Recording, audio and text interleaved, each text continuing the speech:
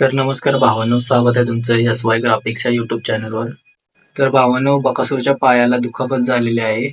सेमीला पळून आल्यानंतर फायनलसाठी जेव्हा बैल पळायला गेला तेव्हा बैल पाय उचलून धरत होता. त्यामुळे मोहिल शेठ म्हणाले की बैल फायनलला 3 पायावर पळून 2 नंबर केला भावांनो बैलाने.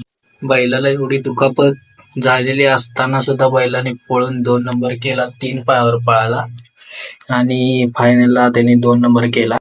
तर मोहिल शेठने आता निर्णय घेतलेला आहे की बैल पूर्ण रिकव्हर झाल्याशिवाय मैदानामध्ये काढणार नाही.